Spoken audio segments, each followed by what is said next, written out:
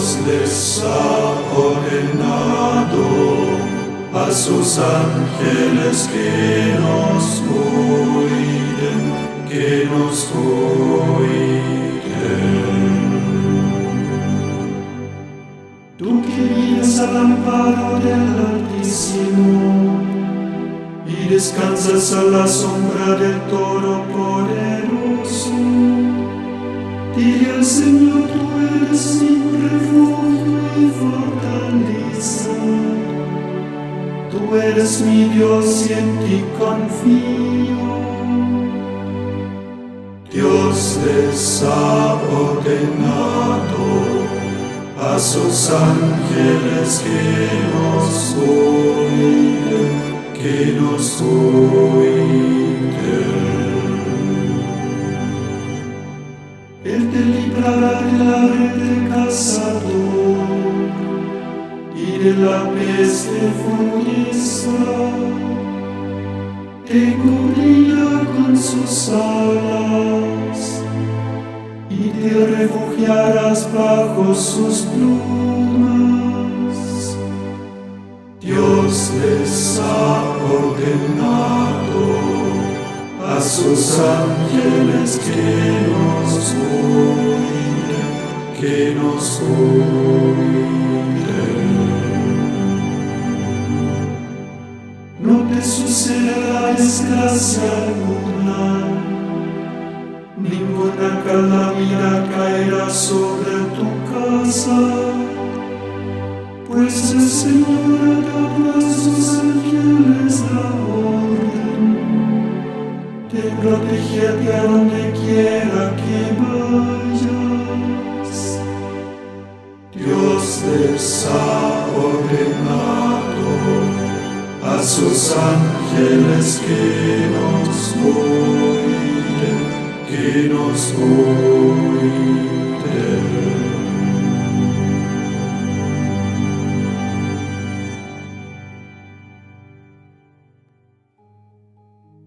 La doctrina de la Iglesia Católica sobre los ángeles en el Catecismo de la Iglesia Católica de 1992, publicado bajo la autoridad de San Juan Pablo II, presentado ahora por su servidor, Padre Gregorio Spayer. Sin embargo, principalmente voy a ejercer la función de leer los números que hablan de los ángeles, tanto buenos cuanto malos, en el Catecismo de la Iglesia Católica. Ya van a darse cuenta que no solamente los ángeles sí existen, sino también están muy presentes en toda la historia de la salvación y en la revelación, cuyo resumen encontramos en el Catecismo de la Iglesia Católica.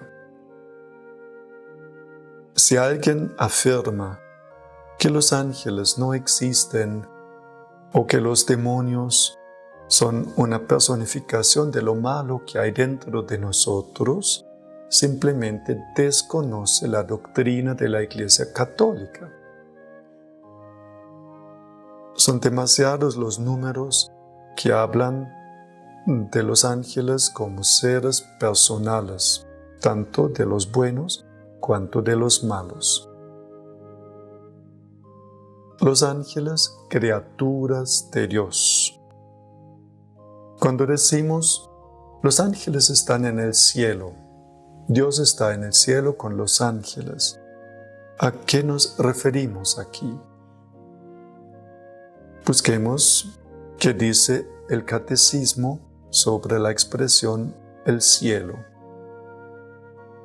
El cielo, lugar de los ángeles. En la Sagrada Escritura, la expresión cielo y tierra significa todo lo que existe, la creación entera.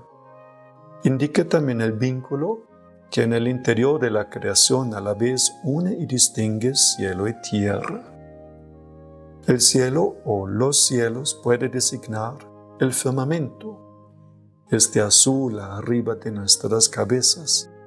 Cuando miramos hacia arriba, pero también el lugar propio de Dios, nuestro Padre que está en los cielos.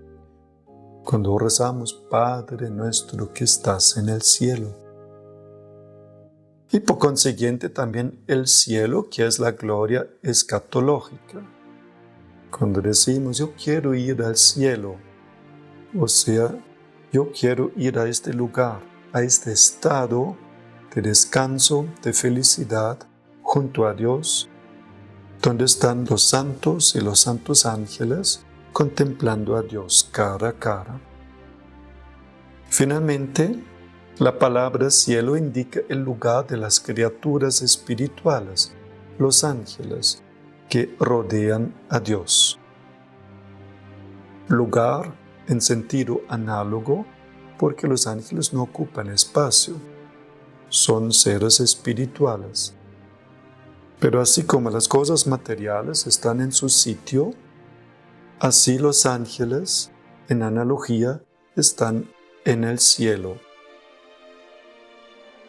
Creación de seres espirituales. La profesión de fe del Cuarto Concilio de Letrán afirma que Dios, al comienzo del tiempo, creó a la vez de la nada una y otra criatura, la espiritual y la corporal, es decir, la angélica y la mundana. Luego la criatura humana, que participa de las dos realidades, pues está compuesta de espíritu y de cuerpo. La existencia de los ángeles, una verdad de fe. La existencia de seres espirituales no corporales, que la Sagrada Escritura llama habitualmente ángeles, es una verdad de fe. El testimonio de la Escritura es tan claro como la unanimidad de la tradición. ¿Quiénes son los ángeles? San Agustín dice respecto a ellos, el nombre de ángel indica su oficio, no su naturaleza. Si preguntas por su naturaleza, te diré que es un espíritu. Si preguntas por lo que hace, te diré que es un ángel. Con todo su ser, los ángeles son servidores y mensajeros de Dios, porque contemplan constantemente el rostro de mi Padre que está en los cielos. Son agentes de sus órdenes, atentos a la voz de su palabra. En tanto que criaturas puramente espirituales tienen inteligencia y voluntad. Son criaturas personales e inmortales. Superan en perfección a todas las criaturas visibles. El resplandor de su gloria da testimonio de ello. Por ejemplo, no vemos al Santo Ángel de la Guarda, pero escuchamos su voz en la conciencia que nos dice, no atravieses la calle porque viene un carro.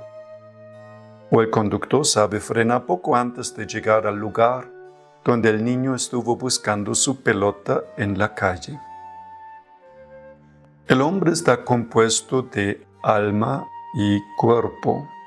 Como tiene cuerpo, el hombre tiene hambre y sed, crece y envejece, se cansa, se enferma, se emociona, tiene sexualidad, o somos varones o mujeres. En el momento de la muerte, se separa del alma. El cuerpo se separa del alma. El ángel es espíritu puro.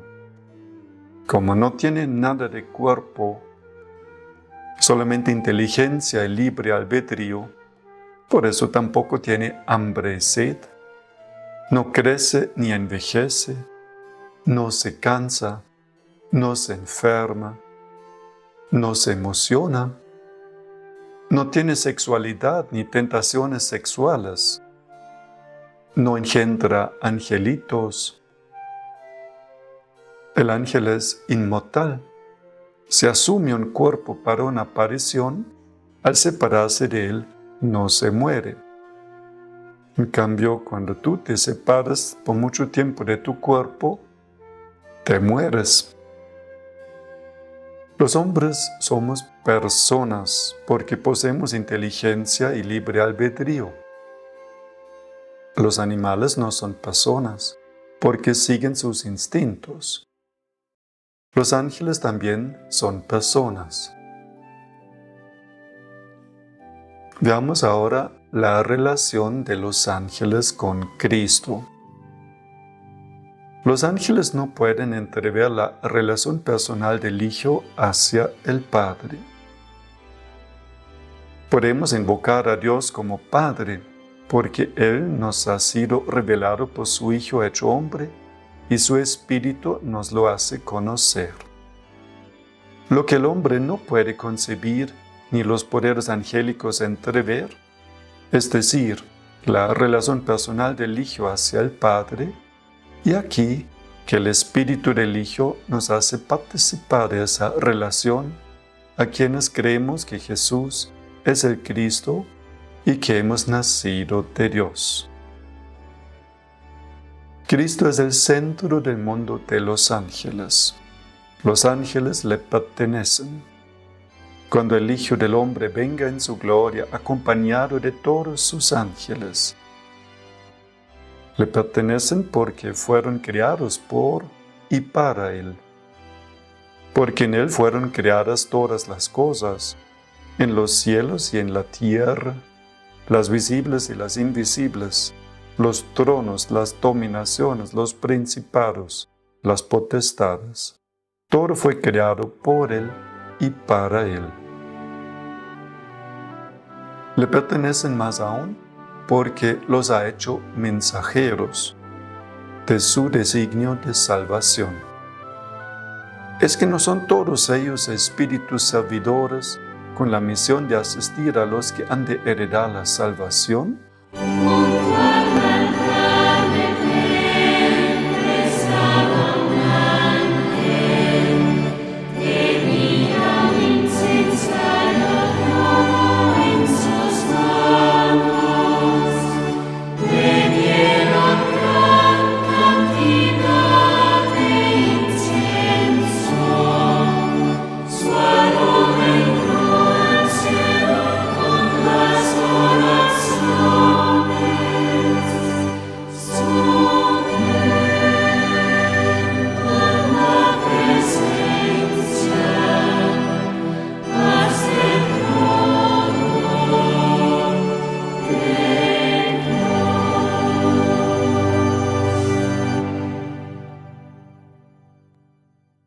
Los ángeles en la historia de la salvación. Desde la creación, donde los ángeles son llamados hijos de Dios, y a lo largo de toda la historia de la salvación, los encontramos anunciando de lejos o de cerca esa salvación y sirviendo al designio divino de su realización. Cierran el paraíso terrenal. Protegen a Lot, salvan a Agar y a su hijo, detienen la mano de Abraham. La ley es comunicada por su ministerio. Conducen el pueblo de Dios. Anuncian nacimientos, por ejemplo de Sansón, y vocaciones, como de Gedeón, o del profeta Isaías. Asisten a los profetas. Elías es alimentado por un ángel con pan y agua. Por no citar más que algunos ejemplos. Un ángel mata a los primogénitos de los egipcios, lo que ocasiona el éxodo de los judíos de Egipto. El profeta Habacuc es llevado por su cabellera a la cueva de los leones para dar de comer al profeta Daniel. Finalmente, el ángel Gabriel anuncia el nacimiento del precursor a Zacarías y el de Jesús. El ángel anuncia a Jesús como Mesías. El ángel anunció a los pastores el nacimiento de Jesús como el del Mesías prometido a Israel. Os ha nacido hoy en la ciudad de David un Salvador, que es el Cristo Señor. Desde el principio, Él es a quien el Padre ha santificado y enviado al mundo, concebido como santo en el seno virginal de María. José fue llamado por Dios para tomar consigo a María, su esposa, encinta del que fue engendrado en ella por el Espíritu Santo, para que Jesús, llamado Cristo, nazca de la esposa de José en la descendencia mesiánica de David. En la pobreza del establo se manifiesta la gloria del cielo. Los ángeles adoran al niño. Jesús nació en la humildad de un establo, de una familia pobre. Unos sencillos pastores son los primeros testigos del acontecimiento. En esta pobreza se manifiesta la gloria del cielo. La Iglesia no se cansa de cantar la gloria de esta noche. La Virgen da hoy a luz al Eterno, y la tierra ofrece una gruta al inaccesible.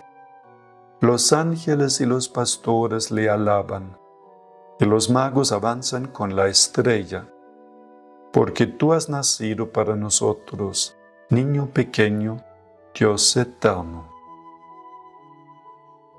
El Espíritu colma la ansiedad de los ángeles. Juan es más que un profeta. En él el Espíritu Santo consuma el hablar por los profetas. Con respecto a Juan, el Espíritu colma así las indagaciones de los profetas y la ansiedad de los ángeles. Aquel sobre quien veas que baja el Espíritu y se queda sobre él, ese es el que bautiza con el Espíritu Santo. Y yo lo he visto y doy testimonio de que este es el Hijo de Dios. Y ahí el Cordero de Dios. Los ángeles les servían a Jesús en el desierto. Los evangelios hablan de un tiempo de soledad de Jesús en el desierto, inmediatamente después de su bautismo por Juan. Impulsado por el Espíritu al desierto, Jesús permanece allí sin comer durante 40 días. Vive entre los animales y los ángeles les servían. Al final de este tiempo, Satanás le tienta 3 veces, tratando de poner a prueba su actitud filial hacia Dios. Jesús rechaza estos ataques que recapitulan las tentaciones de Adán en el paraíso y las de Israel en el desierto, y el diablo se aleja de él hasta el tiempo determinado. De la encarnación a la ascensión, la vida del Verbo encarnado está rodeada de la adoración y del servicio de los ángeles. Cuando Dios introduce a su primogénito en el mundo, dice: adórenle todos los ángeles de Dios. Su cántico de alabanza en el nacimiento de Cristo no ha cesado de resonar en la alabanza de la Iglesia. Gloria a Dios. Protegen la infancia de Jesús. Sirven a Jesús en el desierto. Lo reconfortan en la agonía, cuando Él habría podido ser salvado por ellos de la mano de sus enemigos. Como en otro tiempo Israel, en el tiempo de los Macabeos. Son también los ángeles quienes evangelizan, anunciando la buena nueva de la encarnación y de la resurrección de Cristo.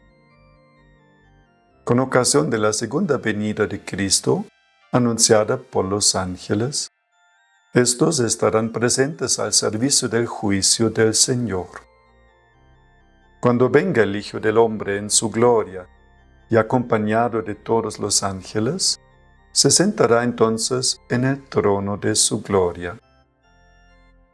Les digo que, si alguien se declara a mi favor delante de los hombres, también el Hijo del Hombre se declarará a favor de él delante de los ángeles de Dios. Pero el que me niegue delante de los hombres, será negado delante de los ángeles de Dios.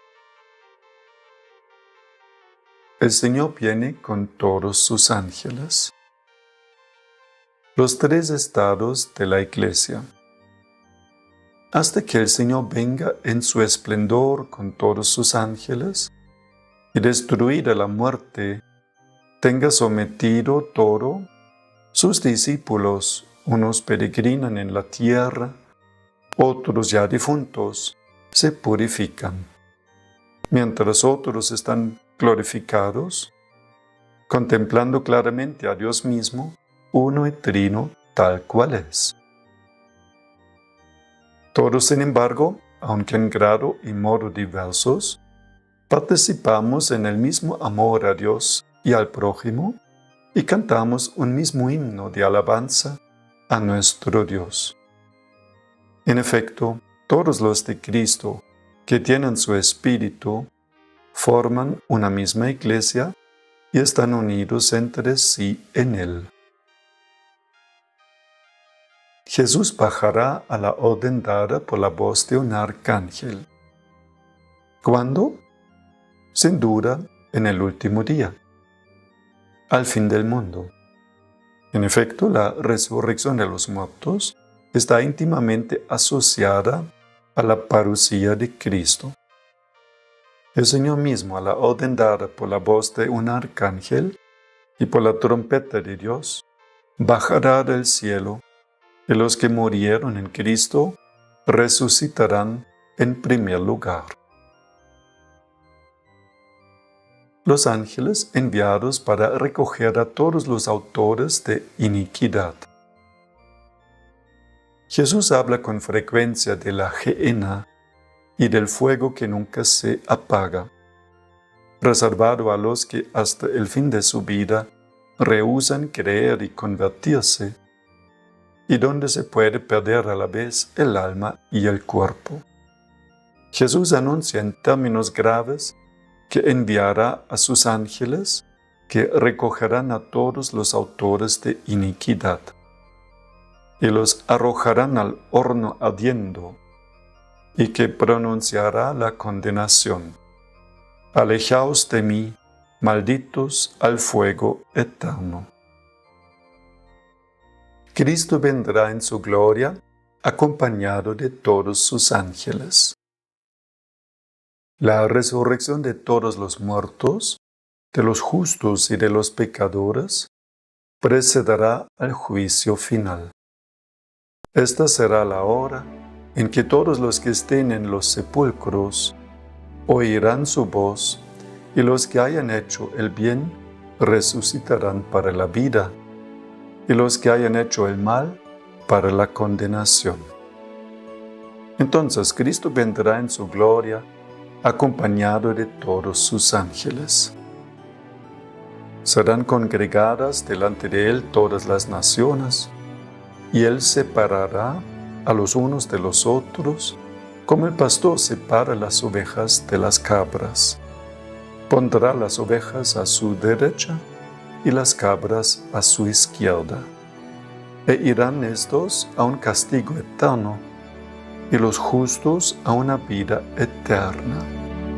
Cantad conmigo, ángeles santos y todo el mundo.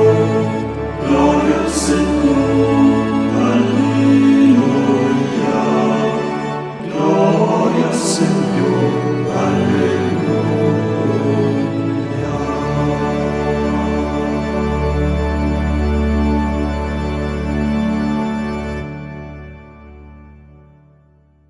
Los ángeles en la vida de la Iglesia.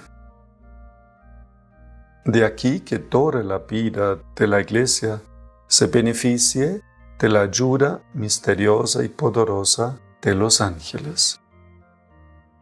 Felipe Diácono, enviado por un ángel, evangeliza al siervo de la reina Candace de Etiopía.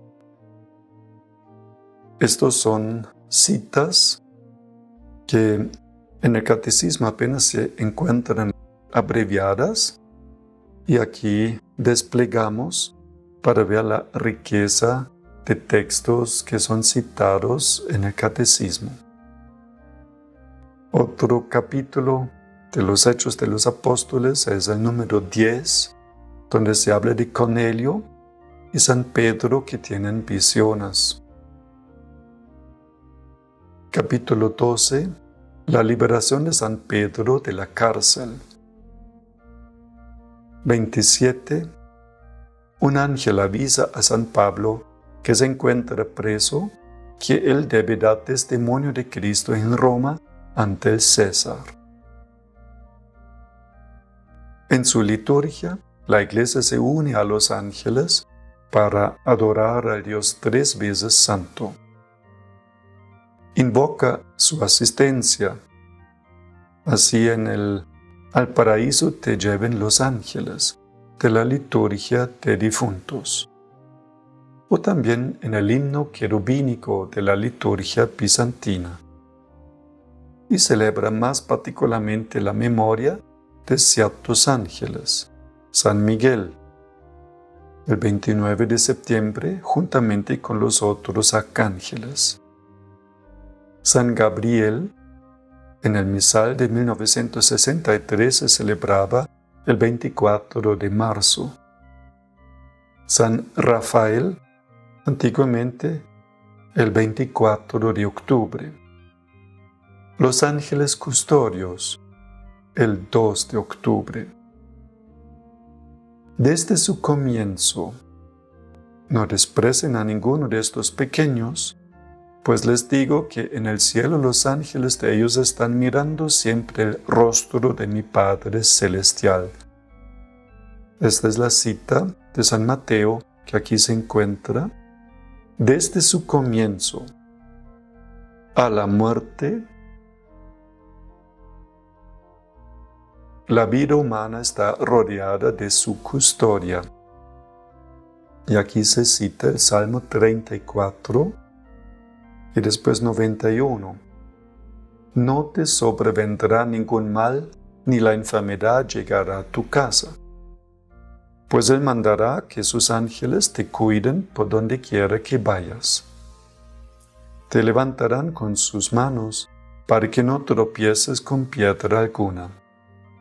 Podrás andar entre leones, entre monstruos y serpientes. Y de su intercesión. Y aquí se cita el libro de Job, capítulo 33.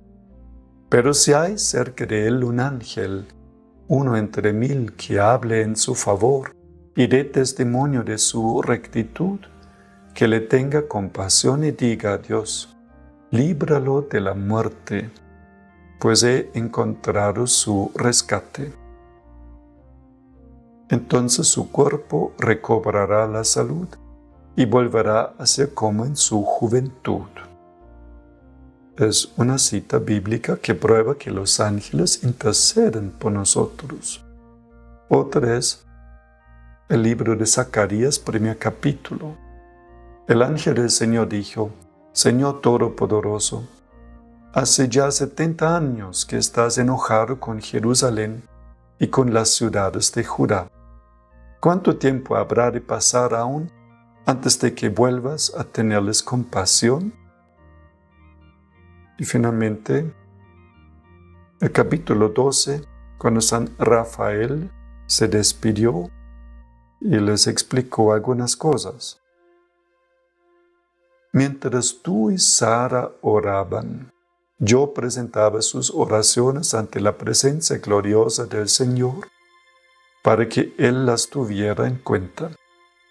Y lo mismo hacía yo mientras tú enterrabas a los muertos. También estas 3 citas, el catecismo las pone solo abreviadas, y aquí las reproducimos con el texto completo. Continúa el texto del catecismo citando a San Basilio. Cada fiel tiene a su lado un ángel como protector y pastor para conducirlo a la vida. Desde esta tierra, la vida cristiana participa por la fe en la sociedad bienaventurada de los ángeles y de los hombres unidos en Dios. Los ángeles salgan a tu encuentro al dejar esta vida. El cristiano que une su propia muerte a la de Jesús ve la muerte como una ida hacia Él y la entrada en la vida eterna. Cuando la Iglesia dice por última vez las palabras de perdón de la absolución de Cristo sobre el cristiano moribundo, lo sella por última vez con una unción fortificante y le da a Cristo en el viático como alimento para el viaje. Le habla entonces con una dulce seguridad. Alma cristiana, al salir de este mundo, marcha en el nombre de Dios Padre Todopoderoso, que te creó, en el nombre de Jesucristo, Hijo de Dios vivo, que murió por ti, en el nombre del Espíritu Santo que sobre ti descendió. Entra en el lugar de la paz, y que tu morada esté junto a Dios en Sion, la ciudad santa, con Santa María Virgen, Madre de Dios, con San José y todos los ángeles y santos. Te entrego a Dios, y como criatura suya, te pongo en sus manos, pues es tu Hacedor, que te formó del polvo de la tierra. Y al dejar esta vida, salgan a tu encuentro la Virgen María y todos los ángeles y santos. Que puedas contemplar cara a cara a tu Redentor. Los santos en la compañía de los ángeles en el cielo. Los que mueren en la gracia y la amistad de Dios y están perfectamente purificados, viven para siempre con Cristo. Son para siempre semejantes a Dios, porque lo ven tal cual es, cara a cara. Definimos con la autoridad apostólica, que según la disposición general de Dios, las almas de todos los santos y de todos los demás fieles muertos, después de recibir el bautismo de Cristo en los que no había nada que purificar cuando murieron, o en caso de que tuvieran o tengan algo que purificar, una vez que estén purificadas después de la muerte, aun antes de la reasunción de sus cuerpos y del juicio final, después de la ascensión al cielo del Salvador, Jesucristo nuestro Señor, estuvieron, están y estarán en el cielo, en el reino de los cielos y paraíso celestial con Cristo, admitidos en la compañía de los ángeles. Y después de la muerte y pasión de nuestro Señor Jesucristo, vieron y ven la divina esencia con una visión intuitiva y cara a cara, sin mediación de ninguna criatura. Cielo, comunión de vida y de amor con Dios, María, los ángeles y santos. Esta vida perfecta con la Santísima Trinidad, esta comunión de vida y de amor con ella, con la Virgen María, los ángeles y todos los bienaventurados, se llama el cielo.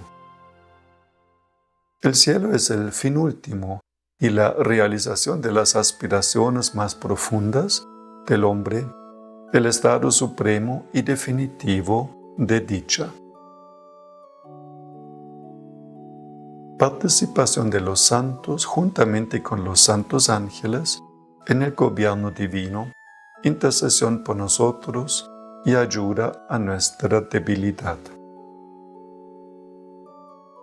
creemos que la multitud de aquellas almas que con Jesús y María se congregan en el paraíso forma la Iglesia celestial, donde ellas, gozando de la bienaventuranza eterna, ven a Dios como Él es y participan también, ciertamente en grado y modo diverso, juntamente con los santos ángeles, en el gobierno divino de las cosas, que ejerce Cristo glorificado, como quiera que interceden por nosotros y con su fraterna solicitud ayudan grandemente a nuestra flaqueza. Los ángeles y los sacerdotes. Los discípulos expulsaban a muchos demonios. Cristo invita a sus discípulos a seguirle tomando a su vez su cruz. Siguiéndole, adquieren una nueva visión sobre la enfermedad y sobre los enfermos. Jesús los asocia a su vida pobre y humilde. Les hace participar de su ministerio de compasión y de curación.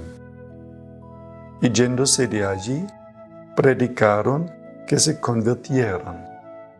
Expulsaban a muchos demonios y ungían con aceite a muchos enfermos y los curaban.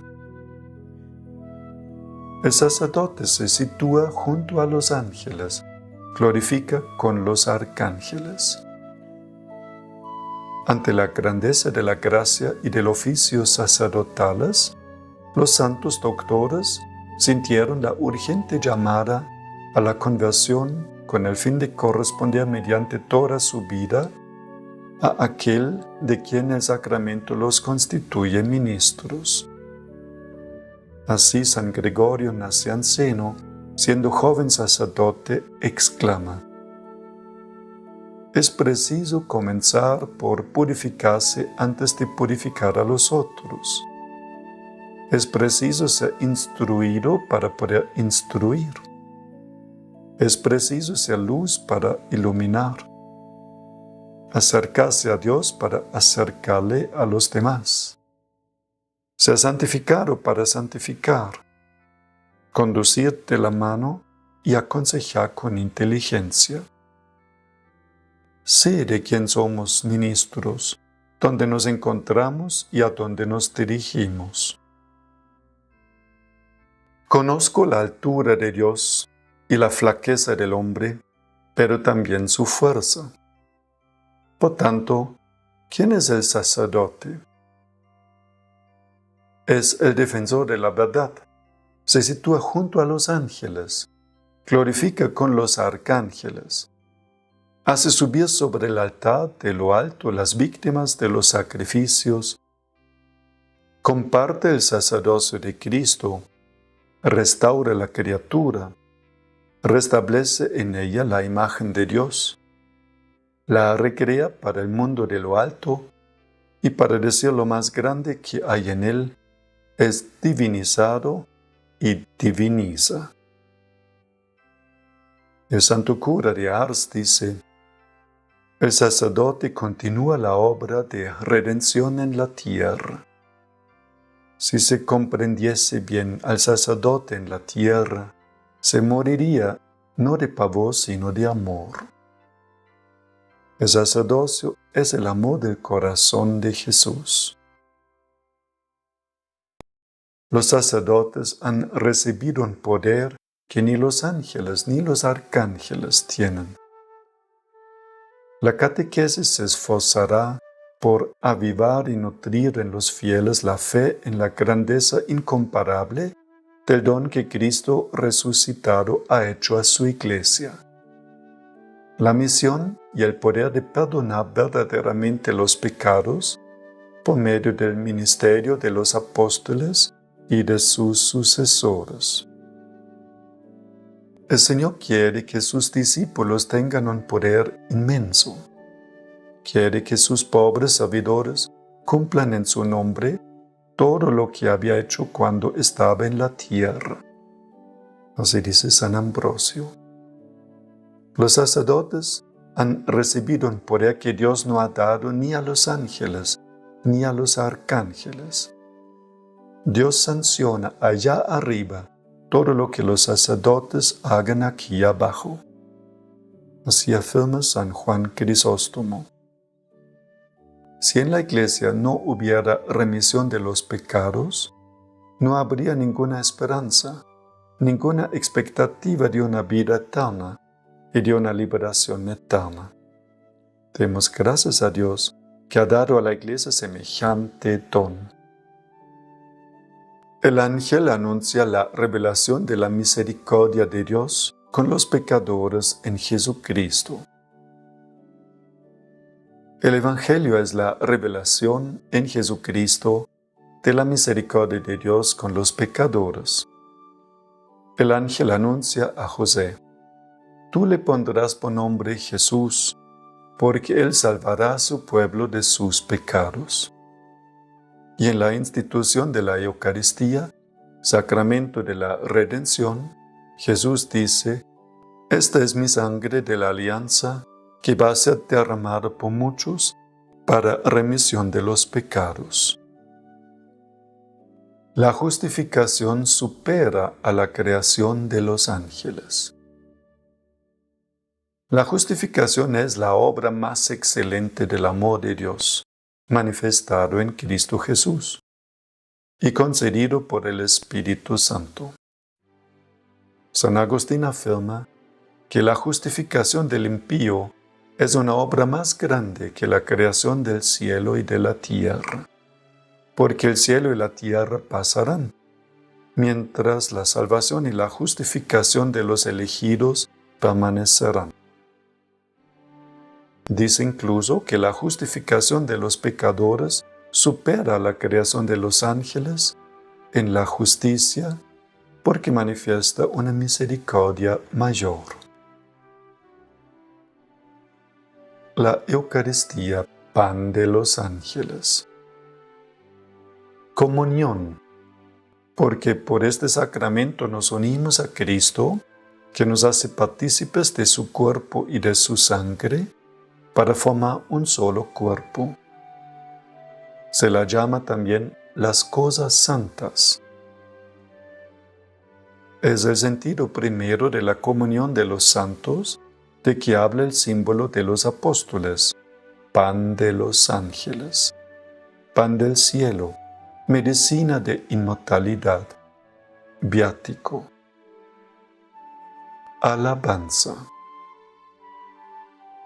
La anáfora, con la plegaria eucarística, oración de acción de gracias y de consagración, llegamos al corazón y a la cumbre de la celebración. En el prefacio, la Iglesia da gracias al Padre por Cristo en el Espíritu Santo, por todas sus obras, por la creación, la redención y la santificación. Toda la asamblea se une entonces a la alabanza incesante que la Iglesia celestial, los ángeles y todos los santos cantan al Dios 3 veces santo. El ángel proclama la buena nueva de la resurrección. La comunión acrecienta nuestra unión con Cristo. Recibir la Eucaristía en la comunión da como fruto principal la unión íntima con Cristo Jesús. En efecto, el Señor dice: quien come mi carne y bebe mi sangre, habita en mí y yo en él. La vida en Cristo encuentra su fundamento en el banquete eucarístico. Lo mismo que me ha enviado el Padre, que vive, y yo vivo por el Padre, también el que me coma vivirá por mí. Cuando en las fiestas del Señor los fieles reciben el cuerpo del Hijo, proclaman unos a otros la buena nueva de que se dan las arras de la vida, como cuando el ángel dijo a María de Magdala: Cristo ha resucitado. He aquí que ahora también la vida y la resurrección son comunicadas a quien recibe a Cristo. Resumen. Los ángeles son criaturas espirituales que glorifican a Dios sin cesar y que sirven sus designios salvíficos con las otras criaturas. Los ángeles cooperan en toda obra buena que hacemos. Los ángeles rodean a Cristo su Señor. Les sirven particularmente en el cumplimiento de su misión salvífica para con los hombres. La Iglesia venera a los ángeles que la ayudan en su peregrinaje terrestre y protegen a todo ser humano. Hasta aquí hablamos de los ángeles buenos, pero también hay ángeles malos. En esta segunda parte entonces hablamos de los ángeles malos, que son los demonios. San Miguel Arcángel, San Miguel Arcángel, vuela pronto en el auxilio de los hombres que hizo el Señor. Vuela, vuela, vuela pronto en el auxilio de los hombres que hizo el Señor. ¿Quién como yo? Dijo el ángel rebelde. ¿Quién como yo? Dijiste tú, Miguel, príncipe de los ejércitos del cielo, vuela pronto, glorioso Miguel, vuela, vuela, vuela pronto en el auxilio de los hombres que hizo el Señor.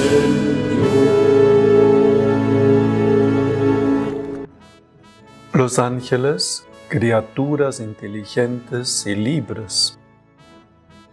El numeral 311 del Catecismo de la Iglesia Católica afirma: los ángeles y los hombres, criaturas inteligentes y libres, deben caminar hacia su destino último por elección libre y amor de preferencia.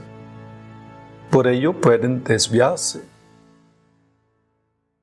De hecho, pecaron, y fue así como el mal moral entró en el mundo, incomparablemente más grave que el mal físico. Dios no es de ninguna manera, ni directa ni indirectamente, la causa del mal moral. Sin embargo, lo permite, respetando la libertad de su criatura, y misteriosamente sabe sacar de él el bien. Así afirma San Agustín, porque el Dios Todopoderoso, por ser soberanamente bueno, no permitiría jamás que en sus obras existiera algún mal, si Él no fuera suficientemente poderoso y bueno para hacer surgir un buen del mismo mal. O como se dice popularmente, Dios escribe derecho sobre renglones torcidos. La caída de los ángeles. Tras la elección desobediente de nuestros primeros padres, se halla una voz seductora opuesta a Dios, que por envidia los hace caer en la muerte. La Escritura y la tradición de la Iglesia ven en este ser un ángel caído llamado Satán o Diablo. El padre de ustedes es el diablo, dice Jesús. Ustedes le pertenecen y tratan de hacer lo que él quiere. El diablo ha sido un asesino desde el principio. No se mantiene en la verdad y nunca dice la verdad. Cuando dice mentiras, habla como lo que es, porque es mentiroso y es el padre de la mentira. Así que fue expulsado el gran dragón, aquella serpiente antigua que se llama Diablo y Satanás, y que engaña a todo el mundo. Él y sus ángeles fueron lanzados a la tierra. La Iglesia enseña que primero fue un ángel bueno, creado por Dios. El diablo y los otros demonios fueron creados por Dios con una naturaleza buena, pero ellos se hicieron a sí mismos malos. La Escritura habla de un pecado de estos ángeles. Esta caída consiste en la elección libre de estos espíritus creados que rechazaron radical e irrevocablemente a Dios y su reino. Encontramos un reflejo de esta rebelión en las palabras del tentador a nuestros primeros padres: seréis como dioses. El diablo es pecador desde el principio, padre de la mentira. Es el carácter irrevocable de su elección y no un defecto de la infinita misericordia divina lo que hace que el pecado de los ángeles no pueda ser perdonado. No hay arrepentimiento para ellos después de la caída, como no hay arrepentimiento para los hombres después de la muerte. Así afirma San Juan Damasceno. La Escritura atestigua la influencia nefasta de aquel a quien Jesús llama homicida desde el principio, y que incluso intentó apartarlo de la misión recibida del Padre. El Hijo de Dios se manifestó para deshacer las obras del diablo. La más grave, en consecuencias de estas obras, ha sido la seducción mentirosa que ha inducido al hombre a desobedecer a Dios. Sin embargo, el poder de Satán no es infinito. No es más que una criatura, poderosa por el hecho de ser espíritu puro, pero siempre criatura. No puede impedir la edificación del reino de Dios. Aunque Satán actúe en el mundo por odio contra Dios y su reino en Jesucristo, y aunque su acción cause graves daños de naturaleza espiritual e indirectamente incluso de naturaleza física en cada hombre y en la sociedad, esta acción es permitida por la divina providencia que con fuerza y dulzura dirige la historia del hombre y del mundo. El que Dios permita la actividad diabólica es un gran misterio, pero nosotros sabemos que en todas las cosas interviene Dios para bien de los que le aman. O sea, Dios permite la actuación del enemigo, pero a la vez está muy dispuesto a defendernos. No nos deja solos en la tentación. Idolatría da culto a la bestia. La idolatría no se refiere solo a los cultos falsos del paganismo. Es una tentación constante de la fe. Consiste en divinizar lo que no es Dios. Hay idolatría desde el momento en que el hombre honra y reverencia a una criatura en lugar de Dios. Trátese de dioses o de demonios, por ejemplo el satanismo, de poder, de placer, de la raza, de los antepasados, del Estado, del dinero, etc. No podéis servir a Dios y al dinero, dice Jesús. Más textualmente, no podéis servir a Dios y al mamón. Mamón es el nombre individual y propio del demonio del dinero. Los 3 jóvenes en el horno en el libro de Daniel, capítulo 3. Numerosos mártires han muerto por no adorar a la bestia, negándose incluso a simular su culto.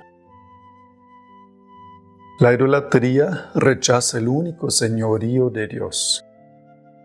Es por tanto incompatible con la comunión divina. La venida del reino de Dios es la derrota del reino de Satanás. La venida del reino de Dios es la derrota del reino de Satanás. Pero si por el Espíritu de Dios expulso yo los demonios, es que ha llegado a vosotros el reino de Dios, dice Jesús. Los exorcismos de Jesús liberan a los hombres del dominio de los demonios. Anticipan la gran victoria de Jesús sobre el príncipe de este mundo. Por la cruz de Cristo será definitivamente establecido el reino de Dios. Dios reinó desde el madero de la cruz. En el contexto de la explicación del Padre Nuestro, llegando a la petición, y líbranos del mal, la explicación del catecismo es que mal se refiere a una persona, a Satanás. En esta petición, el mal no es una abstracción, sino que designa una persona, Satanás, el maligno, el ángel que se opone a Dios. El diablo, del griego diabolos, es aquel que se atraviesa en el designio de Dios y su obra de salvación cumplida en Cristo. Homicida desde el principio, mentiroso y padre de la mentira. Satanás, el seductor del mundo entero, es aquel por medio del cual el pecado y la muerte entraron en el mundo, y por cuya definitiva derrota toda la creación entera será liberada del pecado y de la muerte. Sabemos que todo el que ha nacido de Dios no peca, sino que el engendrado de Dios le guarda y el maligno no llega a tocarle. Sabemos que somos de Dios y que el mundo entero yace en poder del maligno. El Señor, que ha borrado vuestro pecado y perdonado vuestras faltas, también os protege y os guarda contra las astucias del diablo, que os combate para que el enemigo, que tiene la costumbre de engendrar la falta, no os sorprenda. Quien confía en Dios, no tema al demonio. Si Dios está con nosotros, ¿quién estará contra nosotros? La victoria sobre el príncipe de este mundo se adquirió de una vez por todas en la hora en que Jesús se entregó libremente a la muerte para darnos su vida. Es el juicio de este mundo, y el príncipe de este mundo ha sido echado abajo. Él se lanza en persecución de la mujer, pero no consigue alcanzarla. La nueva Eva, llena de gracia del Espíritu Santo, es librada del pecado y de la corrupción de la muerte. Concepción Inmaculada y Asunción de la Santísima Madre de Dios, María siempre Virgen. Entonces, despechado contra la mujer, se fue a hacer la guerra al resto de sus hijos. Por eso el Espíritu y la Iglesia oran: ven, Señor Jesús, ya que su venida nos librará del maligno. Al pedir ser liberados del maligno, oramos igualmente para ser liberados de todos los males, presentes, pasados y futuros, de los que Él es autor o instigador. En esta última petición, la Iglesia presenta al Padre todas las desdichas del mundo. Con la liberación de todos los males que abruman a la humanidad, implora el don precioso de la paz y la gracia de la espera perseverante en el retorno de Cristo. En la última petición, y líbranos del mal, el cristiano pide a Dios con la Iglesia que manifieste la victoria ya conquistada por Cristo sobre el príncipe de este mundo, sobre Satanás, el ángel que se opone personalmente a Dios y a su plan de salvación. La Iglesia expulsa a los demonios por el exorcismo. Cuando la Iglesia pide públicamente y con autoridad, en nombre de Jesucristo, que una persona o un objeto sea protegido contra las acechanzas del maligno y sustraída a su dominio, se habla de exorcismo. Jesús lo practicó, de él tiene la Iglesia el poder y el oficio de exorcizar. En forma simple, el exorcismo tiene lugar en la celebración del bautismo.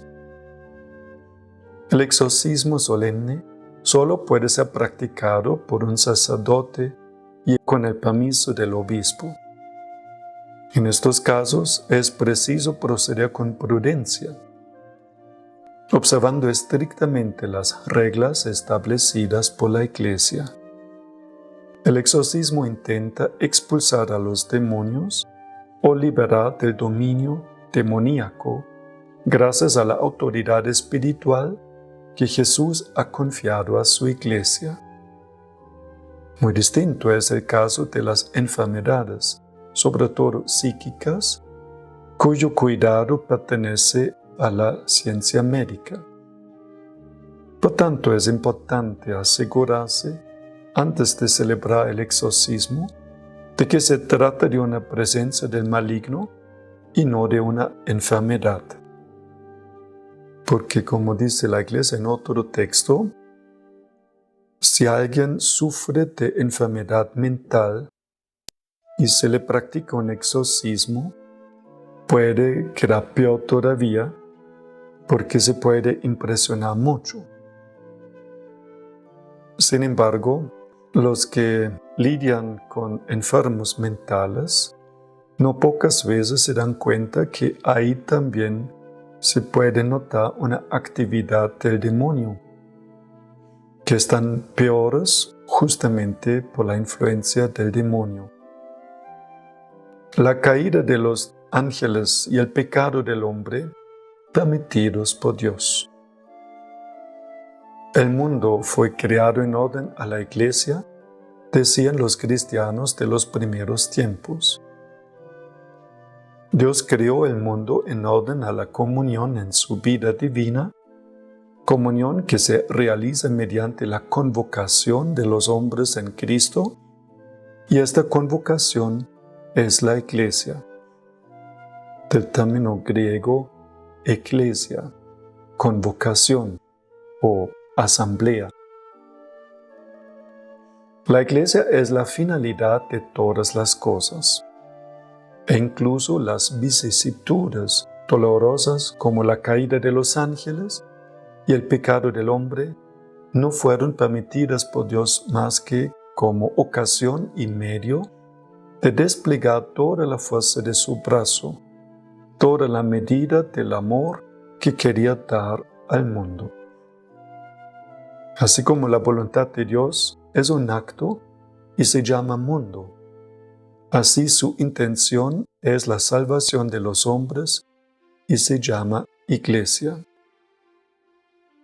Nuevamente, si Dios ya sabía que unos ángeles iban a caer y después seducir a los hombres que también iban a caer en pecado, ¿por qué Dios no se ahorró tanto dolor de cabeza desistiendo de la obra de la creación? Es que incluso permitiendo que el demonio interfiera, estorbe,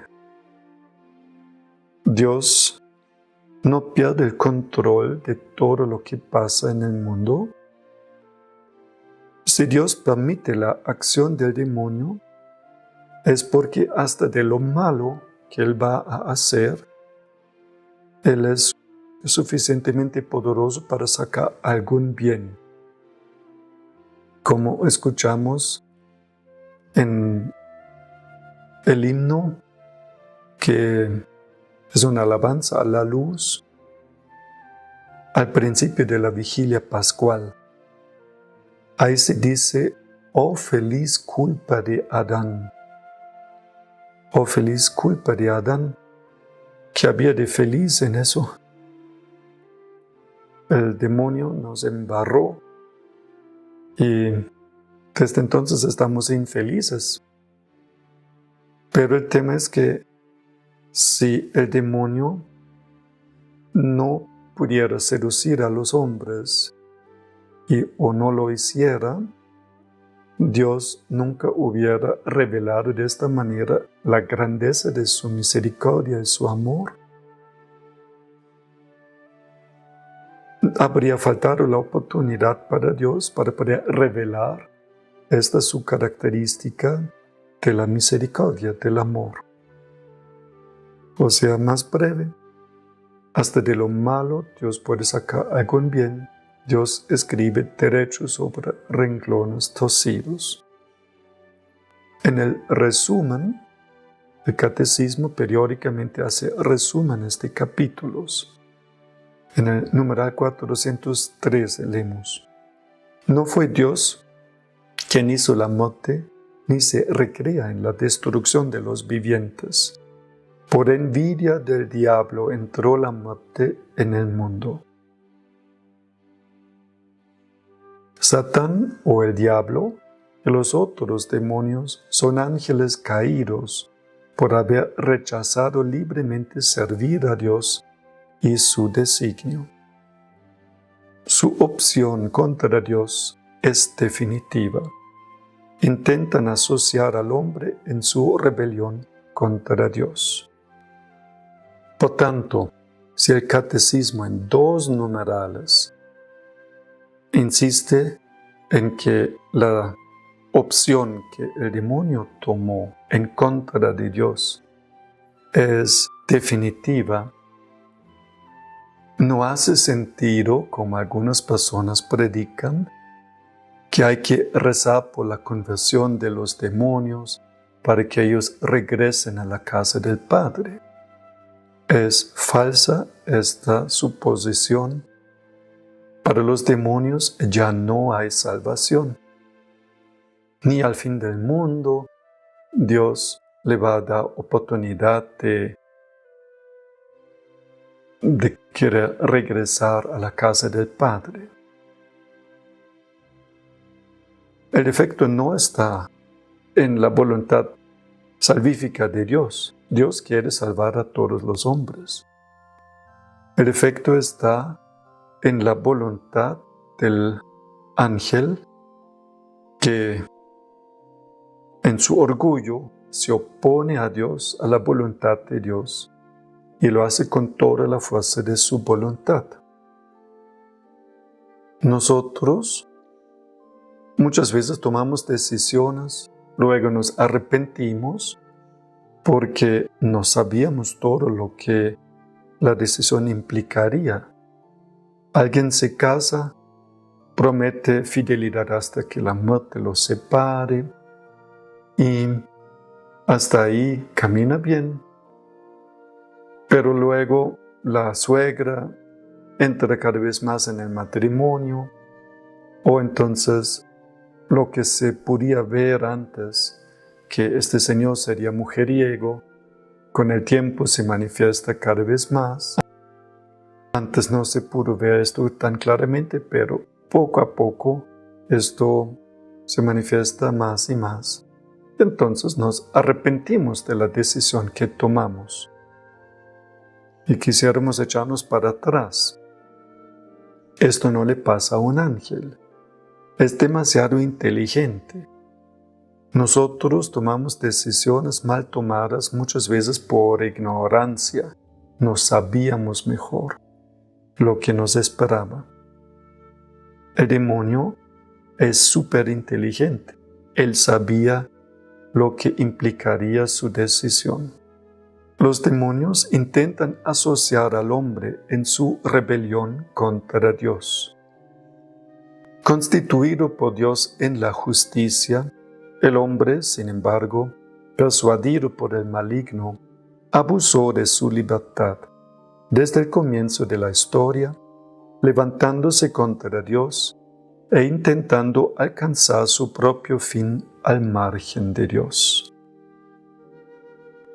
En resumen de tantos textos sobre los ángeles, podemos afirmar: la Iglesia enseña que los ángeles existen. Su naturaleza es puramente espiritual. Dios creó los ángeles todos como buenos, los puso a prueba. Por libre elección, una parte de los ángeles, el Apocalipsis habla de una tercera parte, se puso contra Dios, se puso rebelde contra Dios. Y desde entonces hay ángeles buenos y malos. El hombre está puesto entre estos dos grupos, ángeles buenos y ángeles malos. Cabe a nosotros hacerle caso a la voz del buen ángel, del ángel de la guarda, y suplicar su ayuda, y rechazar los ataques, las malas sugerencias del ángel caído, y en caso de necesidad, expulsar al demonio. Tenemos que distinguir muy claramente entre ángeles buenos y malos, cosa que en la nueva era no se hace. Ahí cualquier ángel es bueno. El ángel del dinero, yo necesito dinero, entonces lo voy a llamar. Pero Jesús dice claramente que el ángel del dinero es un demonio. No pueden ustedes servir a Dios y al mamón, al demonio del dinero. Entonces, hermanos, llamemos a los santos ángeles. No dejemos que ellos nos ofrezcan su ayuda y desaprovechamos esta oferta de ayuda. Estamos viviendo tiempos muy difíciles, de una confusión espiritual como nunca antes. Necesitamos a los santos ángeles más que nunca. Por eso, pidamos que ellos nos socorran, nos ayuden, a fin de que salgamos bien de esta confusión que reina en el mundo. Por la invocación de Nuestra Señora, Reina de los Ángeles, por la invocación de San Miguel, San Gabriel y San Rafael y de sus ángeles de la guarda, desciende la bendición de Dios Todopoderoso, Misericordioso, Padre, Hijo y Espíritu Santo sobre ustedes, sus familias, y permanezca para siempre. Amén.